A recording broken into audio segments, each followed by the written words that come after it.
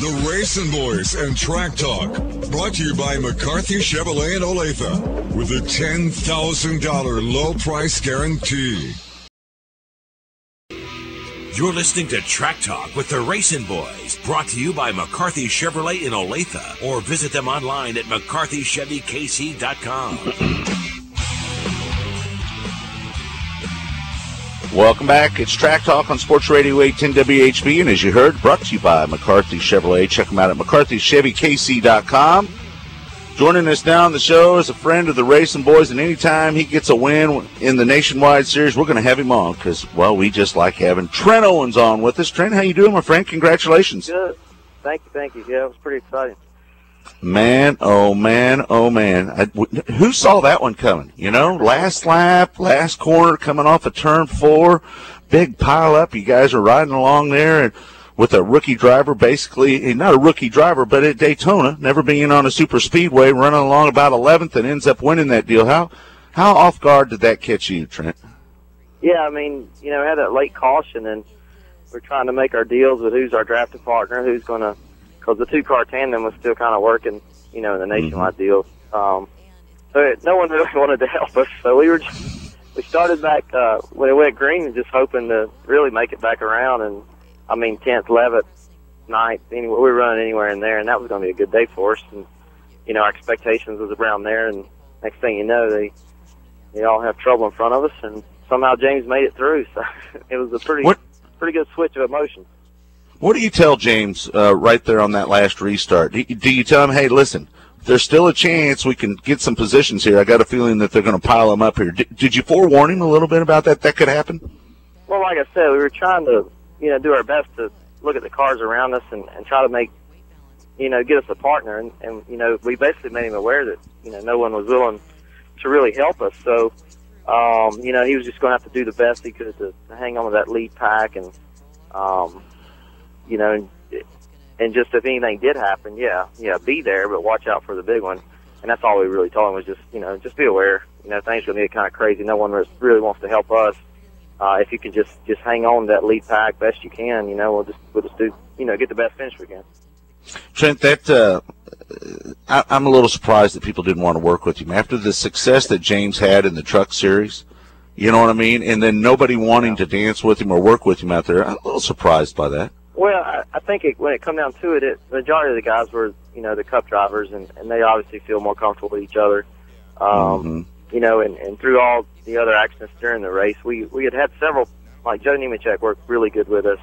Our teammate Justin Allgaier worked really good with us, and so we lost both those guys in the previous accident. So we were kind of hanging somewhat because when you get down to the end of the race, those guys have worked together the whole race, and they kind of marry up still. So we just kind of lost our partners, and through elimination, I think we just run out of guys.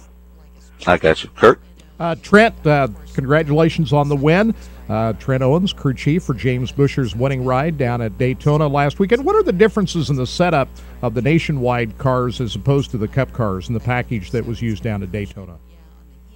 Well, they pretty much did the same thing as far as the grill opening and controlling the size of the amount of the air inlet to the radiator. On the Nationwide side, they did not reduce the size of the spoiler. They did not reduce the amount of water your radiator or your coolant system can hold as far as the amount of gallons of water.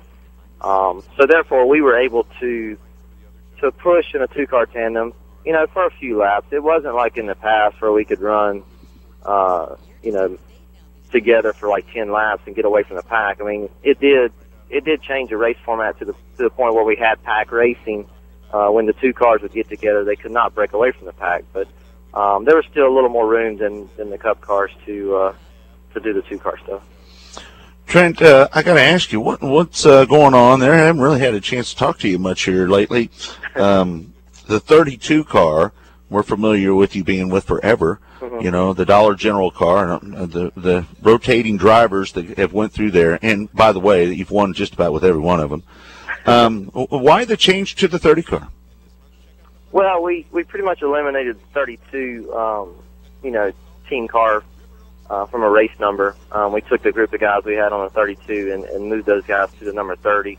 We went down from 4 nationwide cars to 3 this year, so that's really the reason. If you look at the 30 team, it's all the guys that's been with me for a while, and trying to do all the same things. But really, our motto this year is take the 30 car, develop, guys like James, and kind of bring them along, and use our 38 car with Casey Kane driving the majority of the time to get his feedback and try to make our cars better.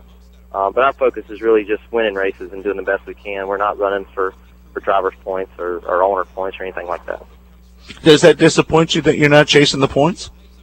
Yeah, it was fun though last year with Reed, where for the majority of the year we did have a legitimate shot at winning that drivers championship, and that was a lot of fun. But I enjoy both sides. You've kind of been with me through the years, and this situation is pretty familiar to me to have several drivers and just go out and try to do the best we can. But yeah, last year was fun, but I'm looking forward to what I got going on this year. See, I'm trying to figure out how many wins you have had. I think the first one you had was with Blaney, wasn't it, at Charlotte? Is that correct? Yeah, it's been 4 wins, and they've all been kind of crazy, like the Daytona win. So I don't know. I've learned to expect about anything now.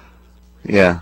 Well, I think that says a lot about you and what you can do as a crew chief too, and also, that has to be difficult.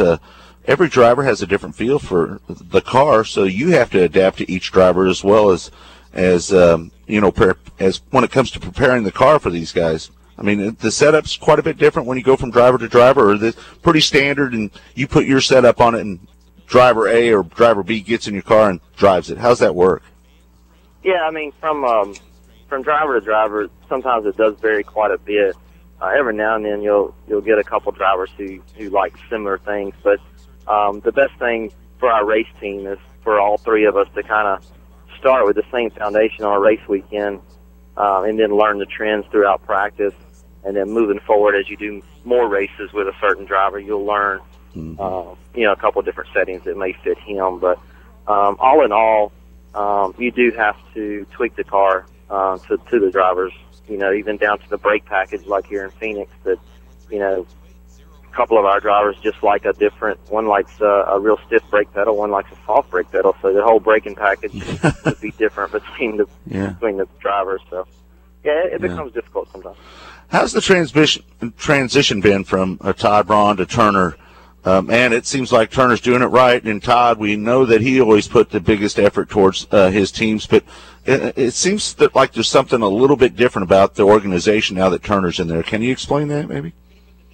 Yeah, it was a good thing when Turner come in. I enjoyed my time with Braun. We had a lot of success, and Todd did everything he could, to make our race team to have the tools we needed. But Turner just come in and give us just that little bit, probably extra financial support to enable us to get the equipment to be able to compete more with the Cup guys week in, week out. And I've learned a lot. He's offered some tools that we didn't have in the past, and it's been a good change. Our race team now is more formatted business type, I guess you would kind of say. So it's working out so far.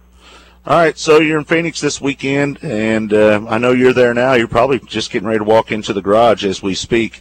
Give us kind of a rundown, and what do you expect for your team this weekend?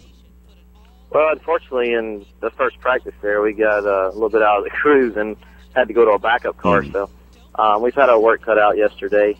So now I pretty much just got to go in, get in the garage here in about 5 minutes, and try to tune on this backup car a little bit. We only got like 10 laps on it, so I don't expect, if we can get in the top 10 today, I'll be real happy. Our 38 team has a real good shot at winning the race.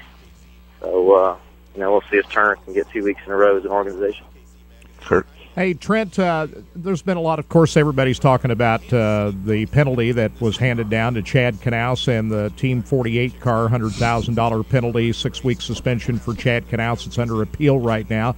25 points deducted off Jimmy Johnson's total right now. From a crew chief's perspective, what exactly was Chad Knaus accused of? As far as the C-post, you'd think that you just put the templates on the race car, it either fit or it doesn't fit. Is that something that just somebody eyeballed and knew that was out of line? Just take us through that.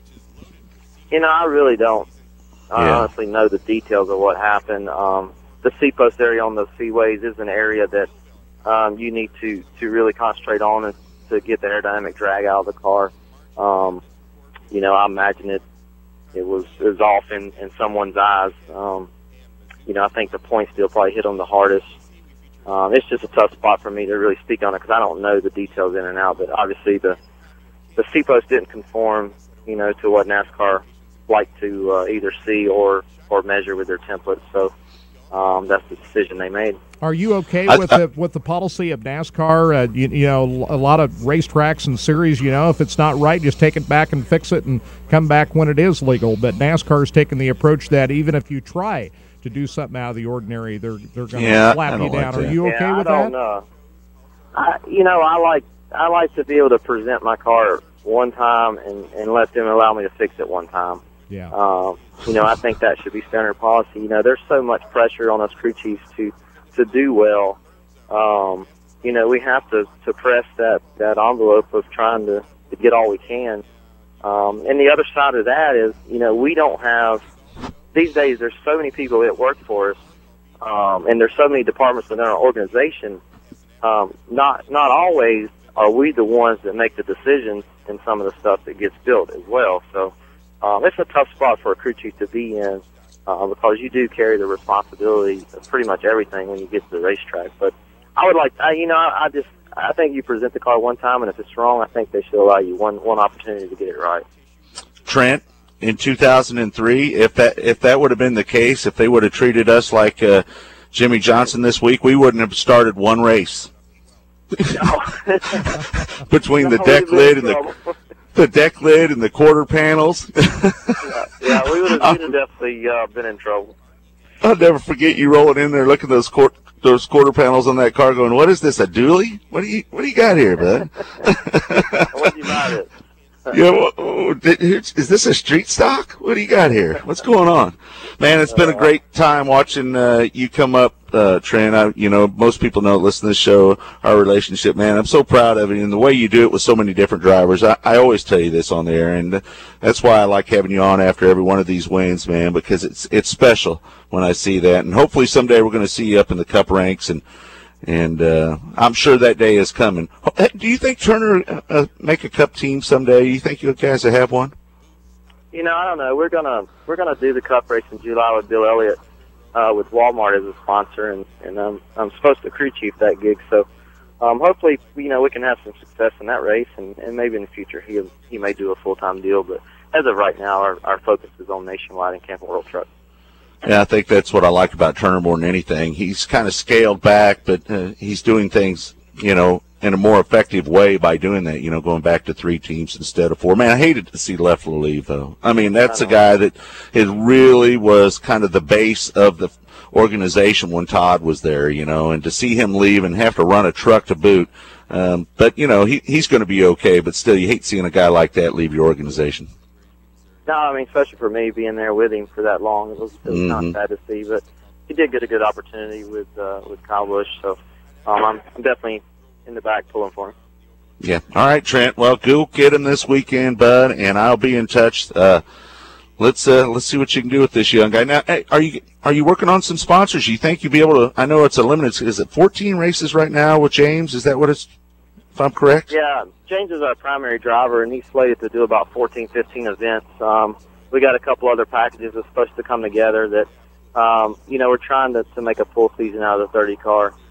There's still some sponsor gaps, of course. So hopefully with the win at Daytona, that will help us maybe put together some things a little quicker. But I think you'll definitely see the 30 car at most of the events. I think on the table right now, 25 events or something. Yeah, when is James' next event? When's his next race? He's actually running here in Phoenix and Vegas next week. So doing a lot of the races at the front and the end of the season because he's running for the Truck Championship as well. Yeah, hopefully he can pull that off after making a great run at it last year. All right, we're going to let you go, Trent. Good luck this weekend. We'll talk to you after your next win, bud, okay? All right, thank you. All right, thank you. All right. Trent Owens. I don't know if I've ever been a cooler dude than Trent Owens. Yeah. I mean, he is a great guy. And what a lot of people don't know about Trent, because they don't, you know, he could take advantage of this if he really wanted to. But that's Richard Petty's nephew. I don't know if people know that. Randy Owens was related to Richard Petty, and break here. That was a pretty big deal. But Randy lost his life at Daytona in 1976, was killed in a pit accident where a air bottle blew up and took his life. So he's been around this. And his stepdad is Barry Dodson. You remember Barry Dodson, don't you, Kirk? Yeah, he was a winning crew chief for Rusty Wallace's championship effort back in 1989. And he was also a TV analyst for many years. So, yeah, that's his stepfather now. So he's got a lot of racing history behind him, and I'm sure he's going to go a long way. And don't be surprised if Trent Owens is not a Cup Series champion, a crew chief in the near future. All right, we're going to take a break. Kirk, we got John King coming up next, right? A guy that I think a lot of people were surprised that won the truck race at Daytona. Another wild finish last Friday night. John King, his first ever win in the NASCAR Camping World Truck Series, and nobody had even heard of John King, but he's got a good ride with Red Horse Racing, so we'll talk with him coming up here in just a couple of minutes.